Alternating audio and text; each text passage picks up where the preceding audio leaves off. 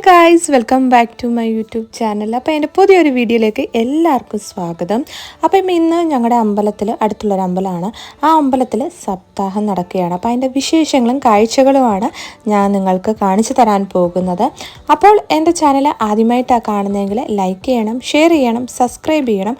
അടുത്തുള്ളൊരു bell button ഞെക്കുമ്പോൾ പുതിയൊരു വീഡിയോയുടെ നോട്ടിഫിക്കേഷൻ വരുന്നതായിരിക്കും. അപ്പം ലൈക്ക് ചെയ്യാത്തവരാണെങ്കിൽ തീർച്ചയായിട്ടും ലൈക്ക് ചെയ്യണം. പറഞ്ഞാൽ മാത്രമാണ് എല്ലാവരും ലൈക്ക് ചെയ്യുന്നത്.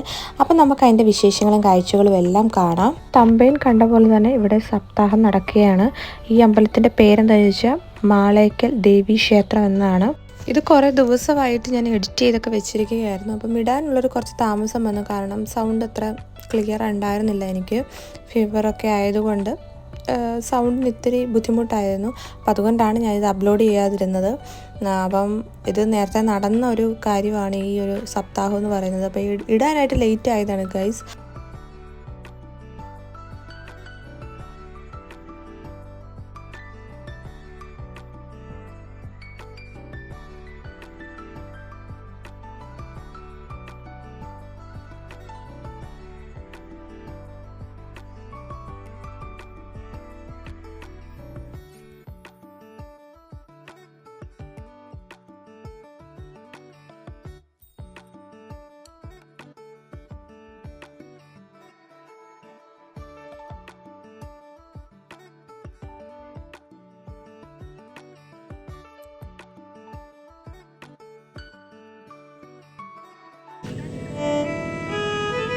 ഓം സർവദേവതാ പ്രിയന്ത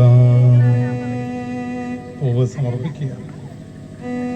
ഇനി സരസ്വതി ദേവിയുടെ 108 മന്ത്രങ്ങൾ കൊണ്ട് അർച്ചന നടത്താം.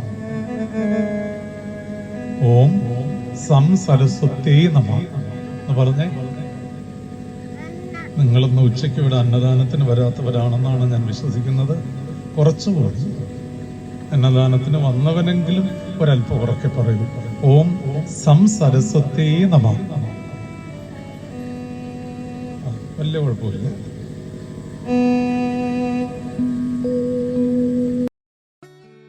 ഞങ്ങൾ ഉച്ച ആ ഒരു ടൈമൊക്കെ ആയപ്പോഴത്തേക്ക് ഞങ്ങൾ അമ്പലത്തിൽ പോയിട്ടുണ്ടായിരുന്നു. അപ്പോൾ ഒരുപാട് പേരുണ്ടായിരുന്നു.